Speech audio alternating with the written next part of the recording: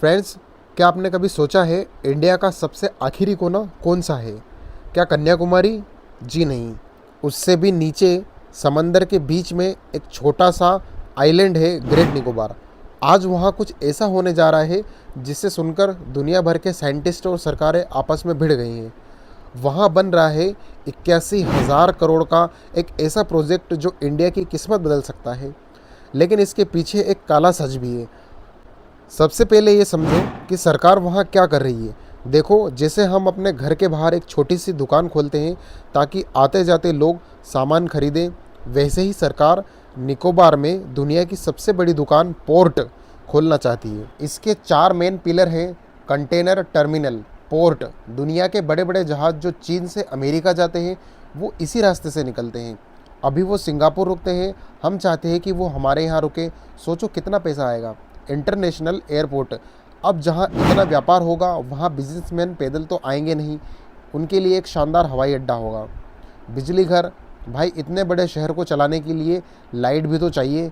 नया शहर, वहाँ एक नया नोएडा गुड़गांव जैसा शहर बसाने का प्लान भारत सरकार का चल रहा है।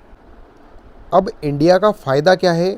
अब आप पूछेंगे सर निकोबार में ही क्यों, कहीं और बना लेते। इसका जवाब है लोकेशन, स्ट्रेटजिक लोकेशन। नक्शा देखो, इशारे करते हुए वहाँ पास में है मलक्का स्ट्रेट। दुनिया का 70 to 80% तेल और माल यहीं से गुजरता है। चीन की तो इस रास्ते पर जाने की अटकी रहती है। अगर हमने यहाँ अपना मजबूत बेस बना लिया तो हम न सिर्फ पैसा कमाएंगे बल्कि हिंद महासागर, इंडियन ओशियन के बॉस बन जाएंगे। कल को चीन ने कोई बदमाशी की तो हम उसकी गर्दन यहाँ से दबोच सकते हैं। इसे कहते हैं स्ट्रेटजिक विन। पंगा कहाँ फंस रहा है?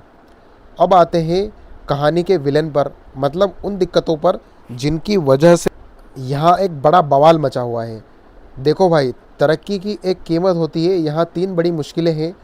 पेड़ों को कत्लेआम, करीब 9.6 लाख पेड़ काटने की बात हो रही है। आप सोचो, एक पेड़ कटता है तो कितनी गर्मी बढ़ती है। यहाँ तो पूरा का पूरा जंगल ही साफ हो जाएगा। बेजुबान जानवर, यहाँ दुनिया के सबसे बड़े लेदर बैक कछुए रहते हैं। ये बेचारे हज़ारों मील दूर से यहाँ सिर्फ अंडे देने आते हैं। अगर हमने वहाँ पोर्ट बना दिया तो वो कहाँ जाएंगे? उनके लिए तो होमलेस होने जैसा है। शोम्पेन आदिवासी, यहाँ कुछ ऐसे लोग रहते हैं जिनका मोबाइल, इंटरनेट या हमसे कोई लेना देना नहीं है। वो जंगल को भगवान मानते हैं। जब वहाँ जेसीबी और मशीन से उनकी खुदाई या कटाई की जाएगी तो उन बेचारों का क्या होगा? क्या हम विकास के नाम पर एक पूरी संस्कृति खत्म कर देंगे?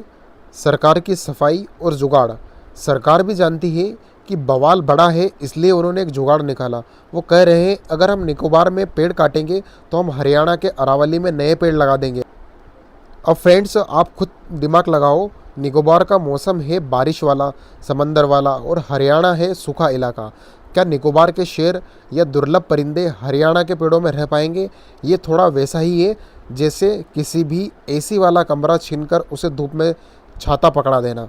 लेकिन सरकार का कहना है कि नेशनल सिक्योरिटी और देश की तरक्की के लिए यह एक रिस्क लेना ज़रूरी है। दोस्तों, आपकी क्या राय है इस विषय पर? कमेंट बॉक्स में ज़रूर कमेंट करके बताइएगा कि क्या सरकार का यह कदम आगे आने वाले समय में क्या ग्रेट निकोबार प्रोजेक्ट को विश्व के नज़रिए से इसको बड़ा बनाएगा या फिर भारत के नज़रिए से तो बड़ा रहेगा ही। आप कमेंट बॉक्स में ज़रूर कमेंट करके बताइए।